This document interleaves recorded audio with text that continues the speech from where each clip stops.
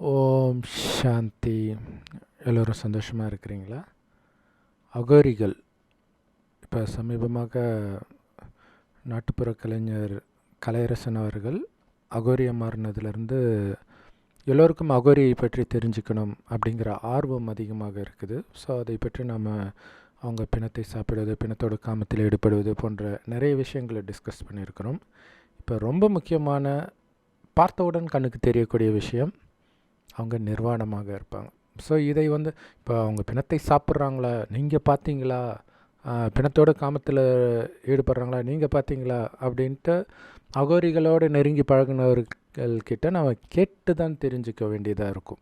ஆனால் தானாகவே எல்லோருக்கும் தெரிந்தது அகோரிகள் நிர்வாணமாக இருப்பார்கள் அப்படிங்கிறது. ஸோ அதுலேயும் நிறைய பிரிவுகள் சொல்கிறாங்க. அதில் ஒரு பிரிவினர் தான் நிர்வாணமாக இருப்பாங்க அப்படின்றாங்க.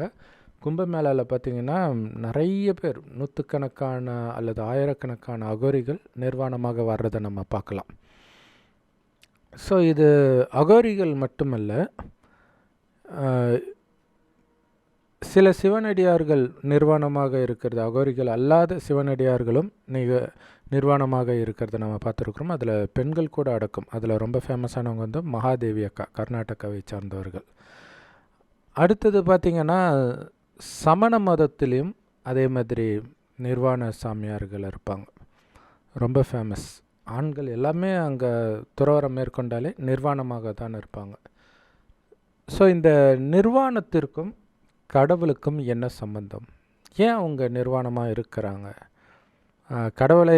கடவுளுக்கு என்ன நிர்வாணம் பிடிக்குமா அப்படின்னு ஒரு கேள்வி வரும். இது நீங்கள் வேதங்களில் பார்த்தாலும் நிறைய இடங்களில் ஒருவேளை கடவுளுக்கு நிர்வாணம் பிடிக்குமோ அப்படின்னு நினைக்கிற மாதிரி நிறைய சம்பவங்கள் நடந்திருக்கும்.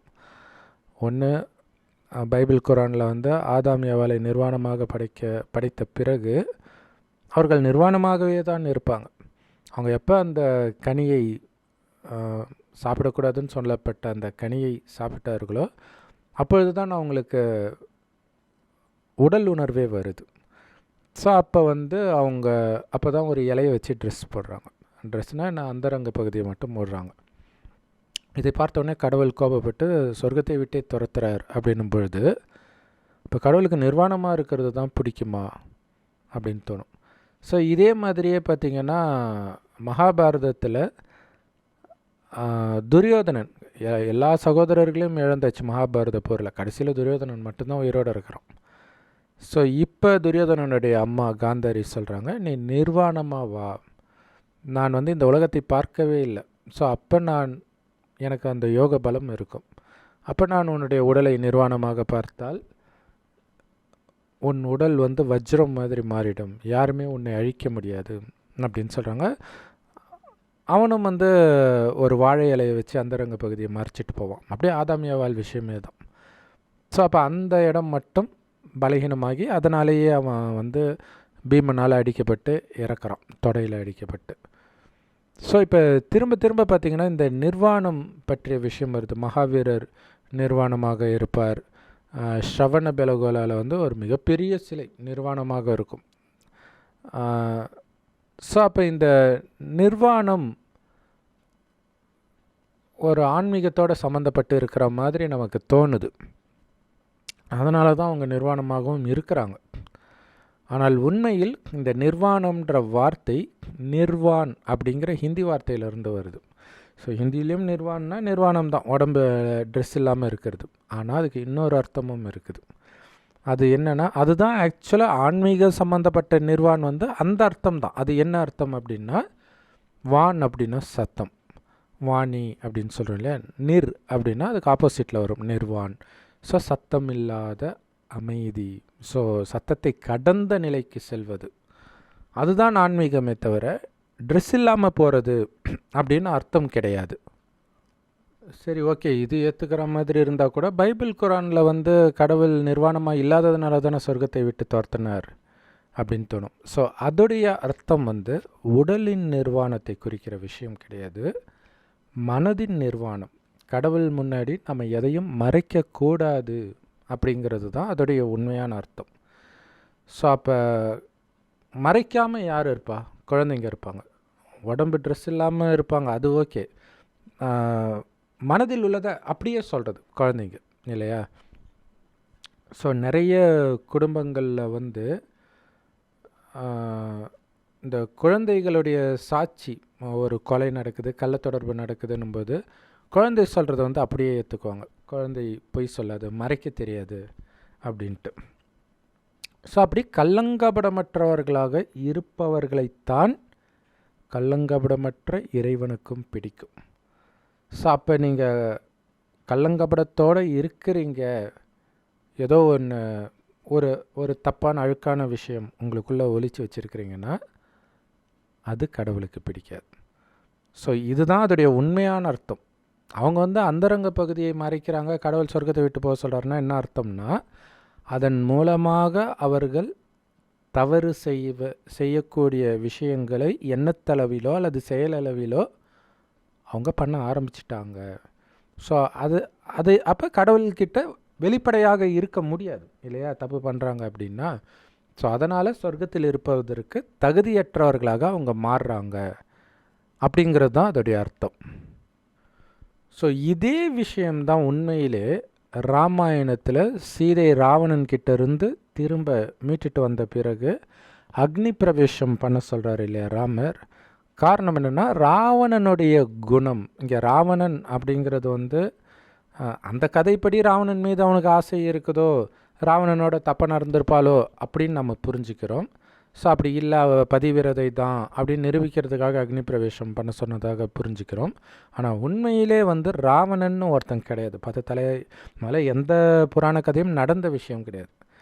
எதிர்காலத்தில் நடக்க இருப்பதை தீர்க்க தரிசனமாக சொல்லக்கூடிய புஸ்தகங்களுக்கு பேர் தான் வேதம், சாஸ்திரம், இதெல்லாமே தவிர வரலாறு புஸ்தகம் கிடையாது.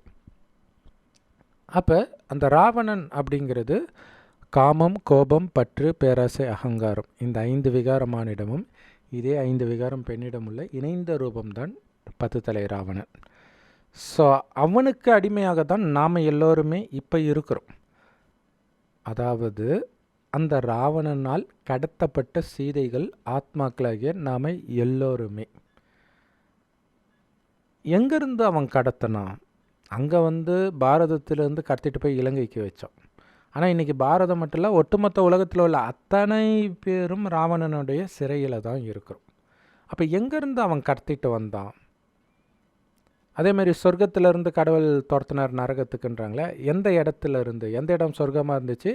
துரத்திய பிறகு வந்த நரகம் எந்த இடம்? இல்லை, நிறைய பேர் வந்து பைபிளில் சொர்க்கம்னு சொல்லப்பட்ட இடம் இந்த இடம்தான், குரானில் சொல்லப்பட்ட இடம் இந்த இடம்தான், இப்படியெல்லாம் சொல்லுவாங்க. பூமியை தான் சொல்லுவாங்க, பூமியில் ஒரு இடத்த சொல்லுவாங்க. அப்போ பூமியில் ஒரு இடம் நரகமும் இருக்கும் இல்லையா? ஸோ அது எது அப்படிங்கிறத அவங்க யோசிக்க மாட்டாங்க. உண்மையில் சொர்க்கமாக இதே பாரத பூமி 5000 வருடத்திற்கு முன்பு இருந்தது. முதல் 2500 வருடம், அடுத்த 2500 வருடம் இதே பூமி நரகமாகுது. நரகத்தின் கடைசி 100 வருடம் சிவபெருமான் வந்து இந்த ஞானத்தை சொல்கிறார். அது வரைக்கும் சிவபெருமான் இந்த செம்பொன் நிறமான ஒளி உலகத்தில் நட்சத்திரம் மாதிரி ஜொலிக்கிறார். ஆத்மாக்கள் எல்லோரும் அங்கே நட்சத்திரம் மாதிரி ஒளிப்புள்ளியாக இருக்கிறோம். ஸோ அங்கேருந்து தான் ஆத்மாக்கள் முதலாக சொர்க்கத்திற்கு வருகிறது. அப்புறம் மறுஜன்மம் எடுத்து நரகத்துக்கு வந்துடுச்சு. கடவுள் சொர்க்கத்திலும் வந்து சுகத்தை அனுபவிக்கல, நரகத்திலும் வந்து துக்கத்தை அனுபவிக்கல. மாறாக சொர்க்கத்திற்கும் நரகத்திற்கும் இடைப்பட்ட கடைசி 100 வருடம், அதை சங்கம யுகம்னு சொல்கிறோம். அப்பொழுது ஒரு வயோதிகர் உடலில் பிரவேசிக்கிறார், தாயின் கர்ப்பத்தில் பிறப்பதில்லை. ஸோ இப்படி அவர் சொர்க்கங்கிறது பிரம்மாவின் பகல்னும் நரகத்தை பிரம்மாவின் இரவுன்னு சொல்லுவாங்க. அல்லது நம்ம எல்லோருக்குமே பகல் இரவுன்னு சொல்லலாம். ஏன்னா சொர்க்கத்தில் சுகமாக இருப்போம், சொர்க்கத்தில் நாம் யாருன்னு நமக்கு தெரியும். அதாவது நம்ம அழியக்கூடிய உடம்பில் அழிவற்ற ஆத்மான்னு தெரியும். நரகம் வரும்போது ஆத்மான்றதை மறந்து உடல் நினச்சி புலனின்பத்துக்கு அடிமையாகி தான் நிறைய பாவம் செய்வோம்.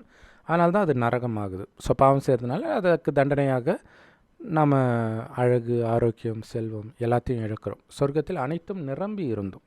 அவ்வளோ அழகாக தங்க செங்கற்களால் கட்டப்பட்ட மாட மாளிகையில் குடியிருந்தோம்.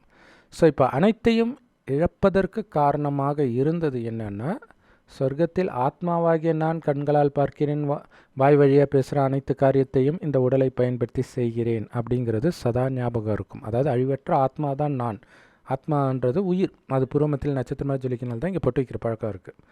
ஸோ அந்த ஆத்மா நான் ஒருவரை ஒருவர் ஆத்மாவாகவே பார்ப்பார்களே தவிர அழியக்கூடிய உடலாக பார்க்க மாட்டாங்க.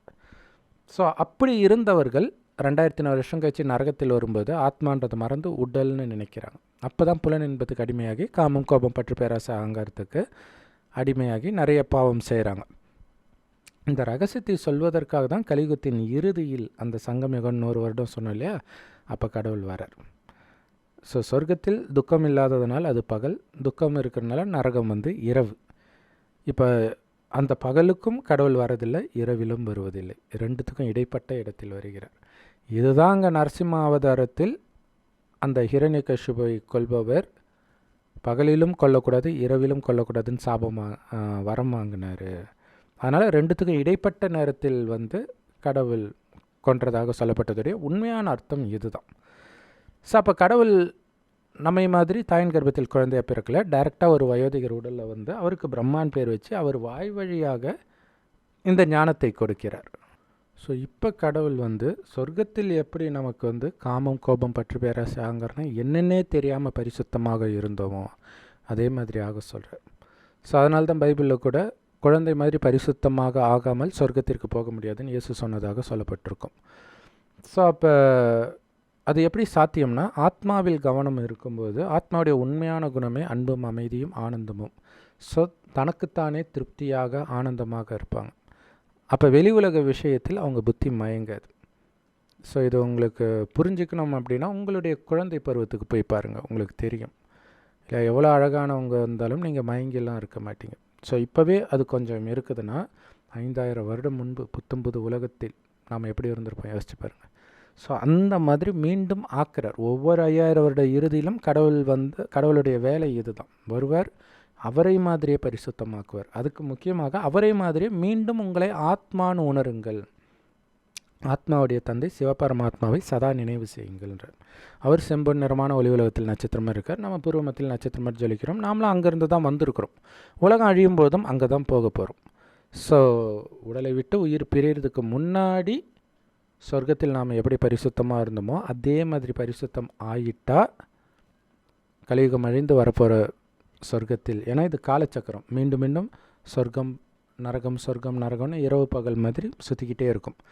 ஸோ அப்போ மீண்டும் சொர்க்கம் வந்துடும். அங்கே நீங்கள் வரணுன்னா சொர்க்கத்தில் நீங்கள் எப்படி பரிசுத்தமாக இருந்தீர்களோ அதேமாதிரி மீண்டும் பரிசுத்தமாகணுன்ற. அதுக்கு என்ன பண்ணணும்? காமம் கோபம் பற்று பேராசை அகங்காரம் இது இல்லாமல் இன்னும் நிறைய அழுக்கு இருக்குது. இது முக்கியமான அழுக்கு, இது இருக்கவே கூடாது. இந்த அழுக்கு வந்ததுக்கு காரணம் உங்களை உடம்புன்னு நினச்சது. அதனால் உடல் என்று ஒன்று இருப்பதையே மறந்துடுங்க. செத்துட்டேன்னு புரிஞ்சுக்கோங்க. செத்தாக தானே உடம்பை விட்டு உயிர் வெளில வரும். ஸோ இப்போ அந்த வெளியில் வந்த உயிர் தான் நான், அந்த ஒளி புள்ளி தான் நான் அப்படின்ற உணர்விலே இருங்க. மற்றவர்களையும் அப்படியே பாருங்கன்றார் கடவுள். ஸோ ஆனால் அந்த சக்தி நமக்கு இல்லை இல்லையா? அதனால தான் சிவபெருமானை நினைக்கிறோம். ஏன்னா இங்கே இருக்கிற எல்லாருக்கிட்டேயுமே காமம் கோபம் பற்றி பேராசை அகங்காரம் இருக்குது. ஸோ அவங்கள பார்த்தா உங்களுக்குள்ளேயும் தானாக தான் வரும். ஸோ அதனால தான் இதில் கொஞ்சம் கூட சிக்காதவர் சிவபெருமான். அவர் செம்பன் நிறமான ஒளி உலகத்தில் நட்சத்திரம் மாதிரி ஜொலிக்கிறார்.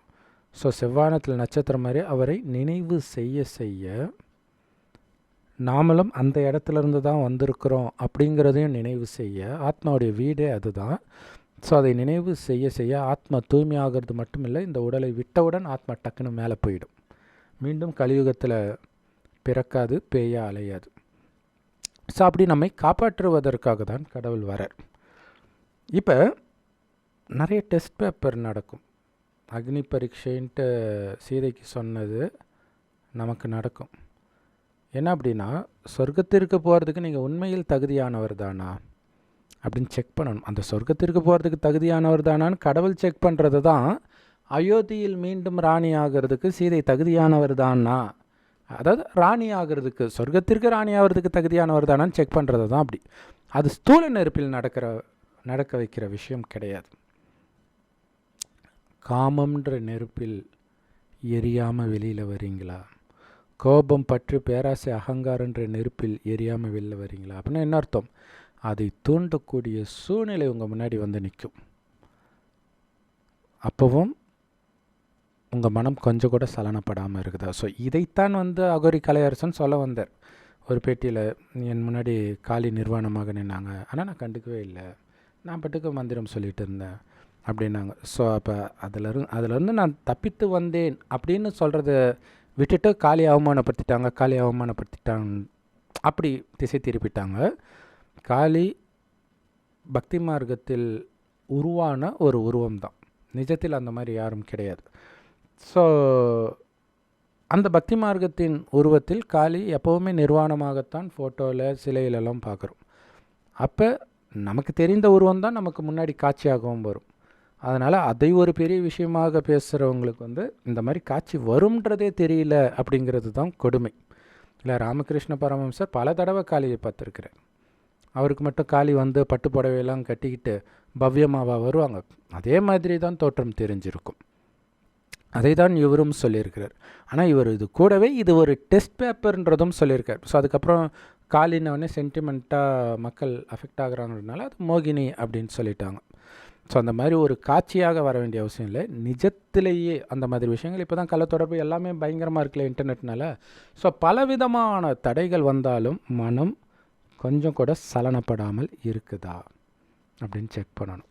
இது எப்போ உங்களுக்கு சாத்தியம்? இந்த காமம், கோபம், பற்று, பேராசை, அகங்காரத்தினால கொஞ்சம் கூட உங்கள் மனம் ஆஹா அப்படின்னு மயங்காமல், ஐயோ அப்படின்னு அலறாமல் இருக்கிறதுக்கு எப்போ சாத்தியம் அப்படின்னா, சதா சிவனை தவிர வேறு எதுவுமே உங்கள் மனசில் இல்லை.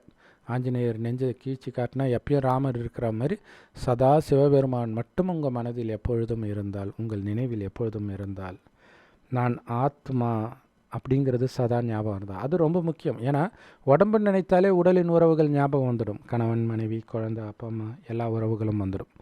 வெறும் ஒளிப்புள்ளி, நான் செத்துட்டேன், என்னுடையவர் ஒரு சிவபரமாத்மா, கூப்பிட்ட உடனே போக தயாராக இருக்கிறேன், அங்கேருந்து நான் சொர்க்கத்துக்கு போகணும், அது பரிசுத்தமான உலகம். ஸோ அதுக்கு நான் பரிசுத்தமாக தயாராகிட்டு இருக்கிறேன். ஆனால் போகிற வழி என்னது? கலியுக காடு, சுடுகாடு. பல பேய்கள் சுற்றும், பல திருடர்கள் சுற்றுவாங்க. எதுக்கு? சொர்க்கத்தில் நீங்கள் மிக உயர்ந்த பதவியாக ஸ்ரீநாராயணன் பதவியை அடையக்கூடாதுன்ட்டு. ஸோ அதுக்காக தான் இந்த காமம் வர்றது, கோபம் வர்றது அப்படிங்கிறதெல்லாம் உங்கள் மைண்டில் சதா ஓடிக்கிட்டு இருக்கணும். இதுதான் இறைவன் கொடுக்குற ஞானம்.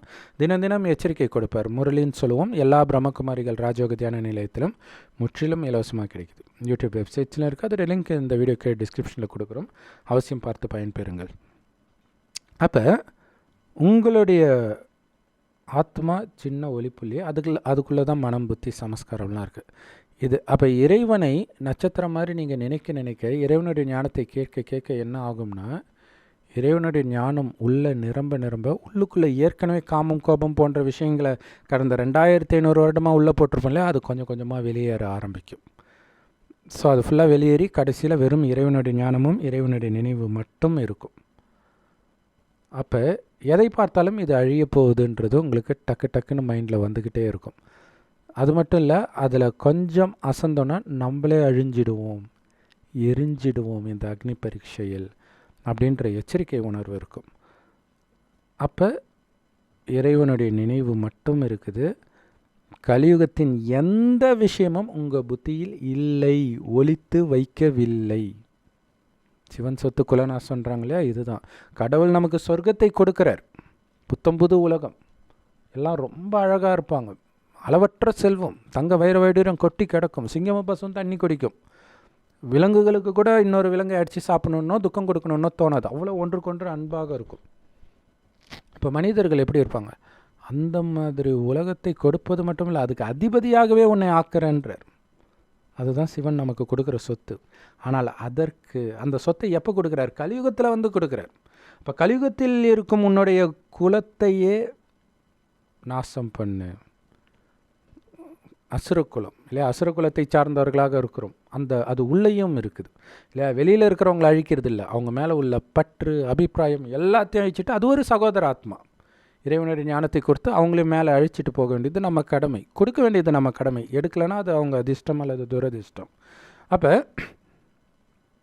உள்ளுக்குள்ளே ஏதாவது விகாரம், காமமோ, கோபமோ, பற்றோ, பேராசையோ, அகங்காரமோ ஒளிஞ்சி இருந்தால் டெஸ்ட் பேப்பர் வரும்போது என்ன ஆகிடுவோம்? நம்ம எரிஞ்சு சாம்பல் ஆகிடுவோம். எரிஞ்சு சாம்பல் ஆகிடும்னா என்ன அர்த்தம்? போக மாட்டோம், ஃபெயில் ஆகிடுவோம், சொர்க்கத்துக்கு போக மாட்டோம். சொர்க்கத்துக்கு போவோம், அது இன்னும் ஆழமான ரகசியம். ஆனால் உயர்ந்த பதவி அடைய மாட்டோம். சொர்க்கத்தில் கடைசியில் 2500 வருடம் சொர்க்கம்னா 2500 வருடம் இறுதியில் சும்மா நானும் சொர்க்கத்தை எட்டி பார்த்தேன் அப்படின்னு வரும். ஏன்னா அதுதான் கடவுளுடைய ஞானத்துடைய பவர். கேட்டால் அது வீணாகாது.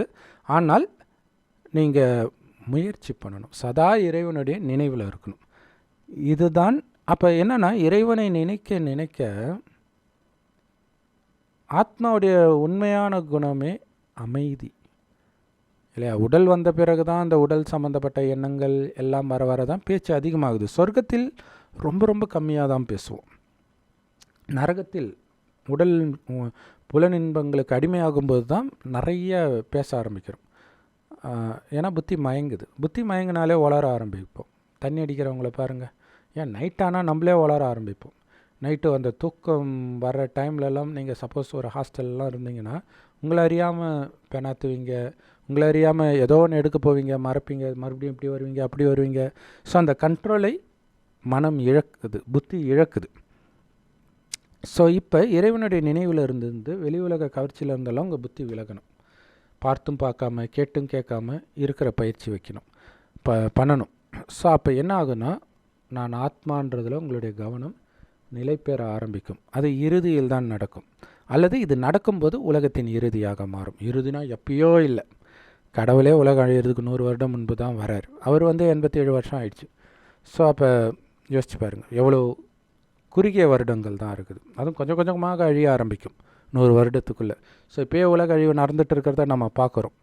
இங்கேயும் எப்போ வேணும்னாலும் நடக்கும். ஆனால் அதுக்குள்ளே நீங்கள் ஆத்ம உணர்வில் வந்துடணும். என்னுடையவர்கள் அப்படின்ற உணர்வே உங்களுக்கு இல்லைன்னா, உங்கள் குடும்பத்தை சார்ந்தவர்களுக்கு என்ன ஆனாலும், உங்களுடைய சொத்து இந்த மாதிரி விஷயத்துக்கு என்ன ஆனாலும் பதறாமல் இருப்பீங்க. அதுக்கு ஒரு ஞானமும் நிறைய ஞானம் கொடுத்துருக்கார். ஸோ அதில் இது சம்மந்தமாக ஒரு ஞானம் சொல்லணுன்னா, கடவுள் சொல்வார் நத்திங் நியூ, எதுவும் புதிதல்ல. ஏன் அப்படி சொல்கிறேன்னா, இந்த 5000 வருடத்தை ஒரு கல்பம்னு சொல்லுவோம். அந்த ஒரு கல்பத்தில் என்ன நடக்குதோ அதே தான் ஒவ்வொரு கல்பத்திலும் நடக்கும்னுவர். அப்படின்னா 5000 வருஷம் முன்னாடி இதே நாள் இதே நேரம் இதே வீடியோ நீங்கள் பார்த்துருந்தா தான் இப்போவும் பார்ப்பீங்க. ஒவ்வொரு கல்பத்திலும் இதே நேரம் தான் பார்ப்பீங்க. அப்போ ஒவ்வொரு பிரச்சனையும் இதே மாதிரி பல கல்பமாக நான் பார்த்திருக்கிறேன், அதை ஜெயிச்சிருக்கிறேன், அந்த பரீட்சையை வென்றிருக்கிறேன் அப்படின்ற நினைவில் நீங்கள் பாட்டுக்கு அமைதியாக இருக்கணும். இந்த ஞானமெல்லாம் இறைவனுடைய நினைவில் இருந்திருந்து யோக பலத்தை ஏற்றும்போது தான் உங்களுக்கு வரும்.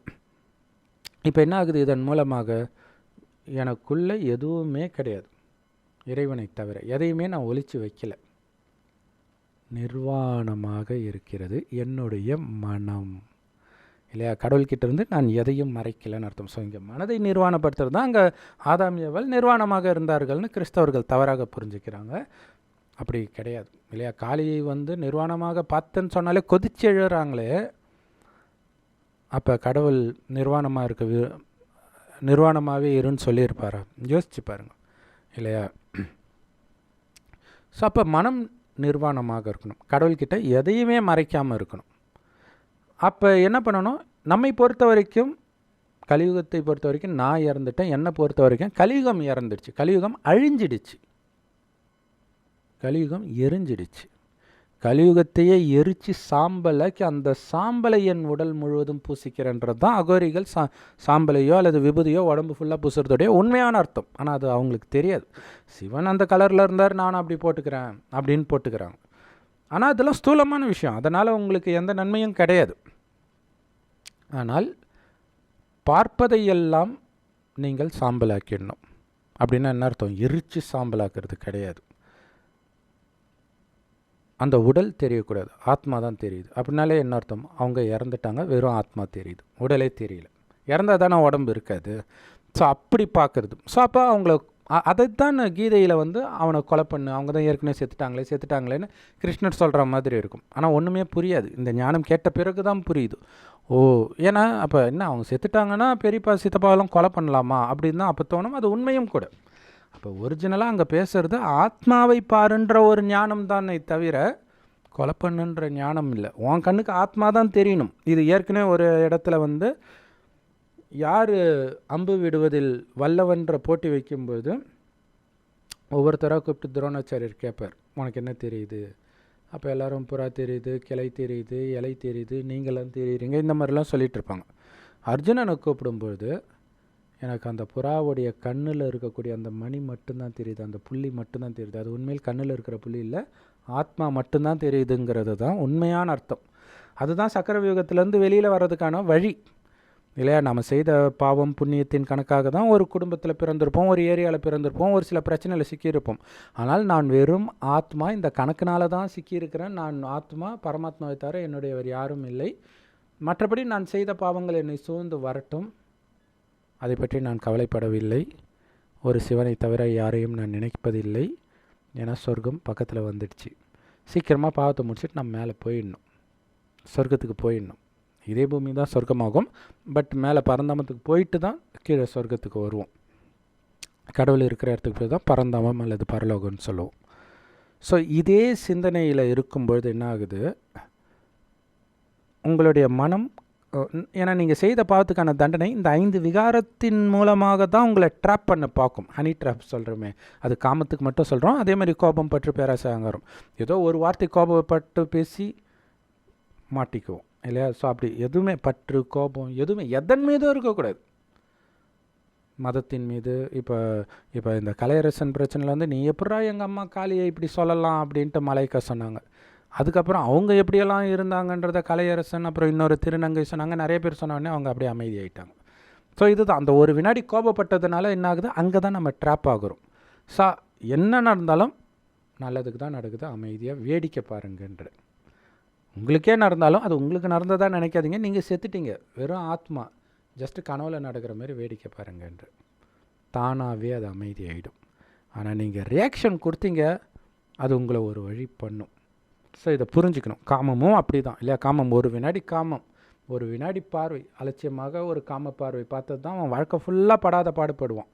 கள்ள தொடர்பு, நல்ல தொடர்பே அப்படி தானே. கல்யாணமான ஆகினவங்களாம் எங்கே நிம்மதியாக இருக்கிறாங்க. ஸோ அப்போ அதில் இருந்தெல்லாம் புத்தியை விளக்கணும். திருமணம் ஆகியிருந்தாலும் கணவன் மனைவி சகோதர ஆத்மான்னு மட்டும் பார்க்கணும். ஸோ கடமையை செய்வீங்க, ஆனால் பற்று இருக்காது. பற்று இருந்தால் தான் ஐயோ இவங்களை கரை சேர்க்கறது என்னுடைய கடமையாச்சேன்னு பதறிட்டு இருப்பீங்க. நீங்கள் பதறதுனால நடக்கிறது நடக்காமல் போயிடாது, நடக்காதது நடந்துடாது. ஏற்கனவே நிச்சயிக்கப்பட்டது தான் நடக்க போகுது. அதில் அவங்கவுங்களுக்கு நன்மை இருக்கும். அதுக்கு பொறுப்பு கடவுள். நீங்கள் எதுக்கு கவலைப்படுறீங்க? இருக்கும் வரை அதை பார்த்துக்கிற வேலையை எனக்கு கொடுத்துருக்காரு. பதற்றப்படாமல் பண்ணுங்கள். ஏன்னா அது கடவுளுடைய குடும்பம், கடவுளுடைய குழந்தை. அவருக்கு இல்லாத அக்கறையாக உங்களுக்கு. ஸோ அந்த குறிப்பிட்ட நபர்களை, அதாவது உங்கள் குடும்பத்தில் இருப்பவர்களை பார்க்குறதுக்கு தற்காலிகமாக உங்களை பொறுப்பில் வச்சுருக்கிறார். அவங்களுடைய புண்ணிய கணக்கு இருக்கிற வரைக்கும். புண்ணிய கணக்கு தீர்ந்த உடனே ஒன்று அவங்க உங்களை விட்டு போயிடுவாங்க, அல்லது அவங்கள விட்டு நீங்கள் போயிடுவீங்க, நிரந்தரமாகவோ தற்காலிகமாகவோ. ஸோ அதை பற்றிலும் நம்ம கவலைப்படக்கூடாது. நம்முடையவர் ஒரு சிவபரமாத்மா அப்படிங்கிற நினைவிலே இருக்கணும். அப்போ என்னாச்சு, எனக்கு யாருமே கிடையாது, ஒட்டுமொத்த குலத்தையும் நான் நாசம், அதாவது அழிச்சிட்டேன். இப்போ ஒரே ஒரு உறவு தான், சகோதர ஆத்மா. அதுவும் எப்படி, என்னுடைய அப்பா சிவன், சிவனுடைய குழந்தை எல்லா ஆத்மான்றதுனால அது என்னுடைய சகோதர ஆத்மா, அவ்வளோதான். மற்ற இரத்த சம்பந்தப்பட்ட சகோதர சகோதரி உறவு கிடையாது இது. ஸோ அப்போ அந்த அப்பா வந்துட்டாருன்ற செய்தி எனக்கு தெரியும். அவரை நினைத்து பாவத்தை அழிக்கக்கூடிய வழி என்னன்னு எனக்கு தெரியும். இதை என் சகோதர ஆத்மாக்களுக்கு சொல்ல வேண்டியது என்னுடைய கடமை. ஆனால் சொல்கிற எல்லோரும் கேட்க மாட்டாங்கன்னு எங்களுக்கு தெரியும். ஏன்னா கோடியில் சிலருக்கு தான் இந்த ஞானத்தை புரிஞ்சுக்குவாங்க. அதனால தான் 5 பாண்டவர்களுக்கு மட்டுமே கிருஷ்ணர் சொல்கிற கீதை புரிந்து கிருஷ்ணரின் வழிப்படி நடந்ததாக காட்டப்படுது. ஸோ இதை புரிஞ்சுக்கணும். அதனால் சொல்ல வேண்டியது நம்முடைய கடமை. யாரும் முந்தைய கல்பத்தில் சொர்க்கத்திற்கு இந்த ஞானத்தை கேட்டு வந்தார்களோ அவங்க வருவாங்க. மற்றவர்கள் உதாசீனப்படுத்தலாம், ஆனால் நமக்கு தெரியாது யார் வந்தாங்க வரலன்ட்டு. அதனால் எல்லோருக்கிட்டையும் நாம் சொல்லுவோம். ஆனால் அவங்களுடைய ரியாக்ஷன் இருக்குல்ல, வாவ் சூப்பராக இருக்குதே அப்படின்னா அது தேவதை ஆத்மா, நம்ம தர்மத்தை ஆத்மான்னு புரிஞ்சிக்கிட்டு நம்ம ஃபுல்லாக விஸ்தாரமாக சொல்லலாம். அப்படியே பெரிய ரொம்ப புத்திசாலித்தன மாதிரி எந்த வேதத்தில் இருக்குது, கடவுள்லாம் வராரா, அதெல்லாம் 1000 சூரியனுக்கு சமம் அப்படி இப்படின்னு விதண்டாவாதம் பேசுகிறாங்கன்னா, சரி நம்ம தர்மம் இல்லை பிள்ளை இருக்குது.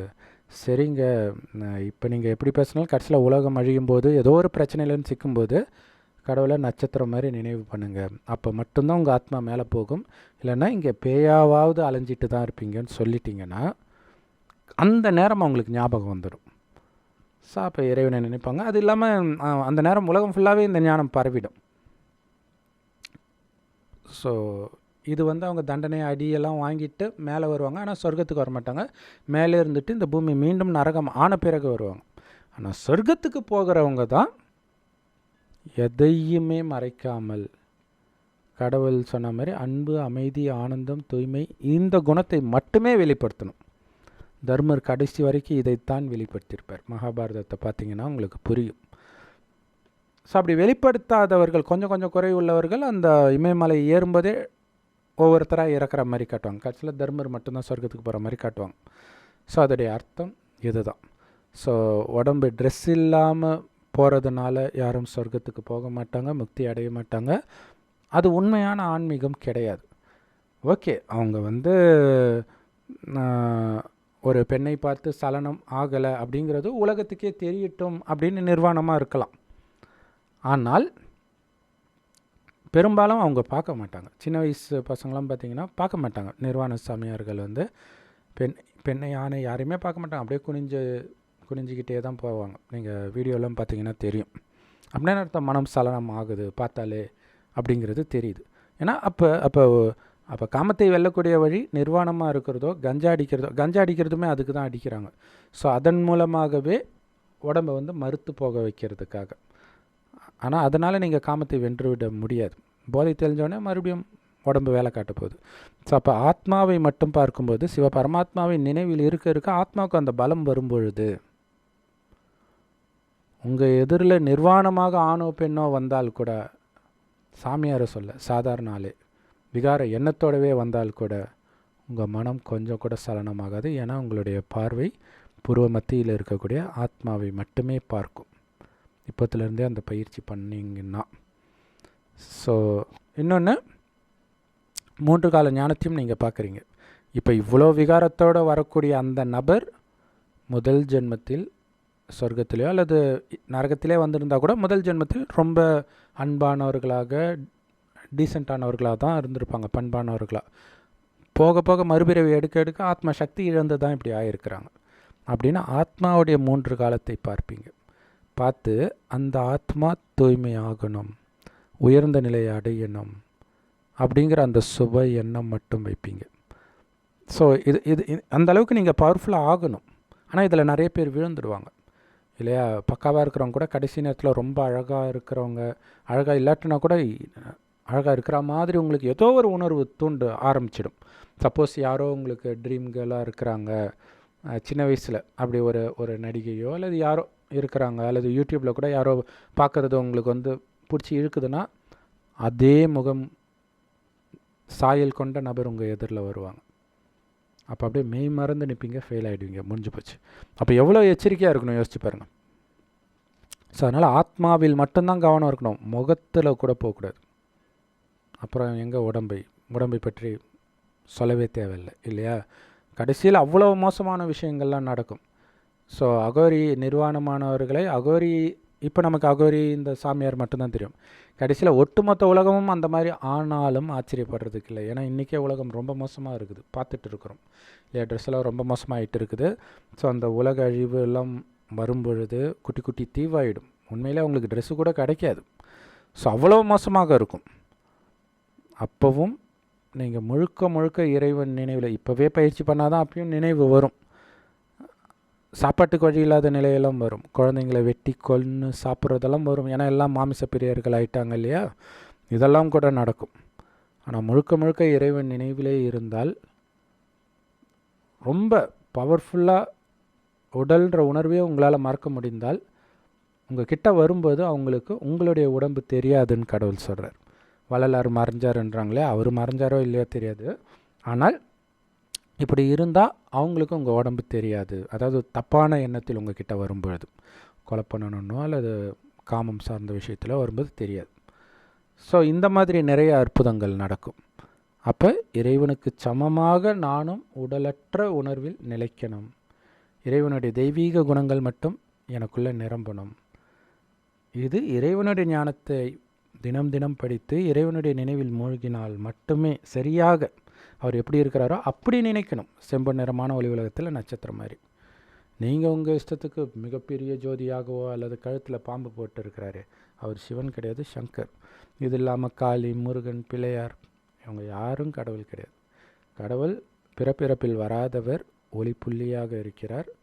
ஆத்மாவை மாதிரி அவரும் ஆத்மா தான், அதனால தான் பரமாத்மான்னு சொல்கிறோம். ஸோ அவரை நினைவு செய்து அவரை மாதிரியே ஆகணும். கொஞ்சம் கூட அழுக்கு ஒட்டிகிட்டு இருக்கக்கூடாது. இருந்துச்சுன்னா ஃபெயில் ஆகிடுவோம்.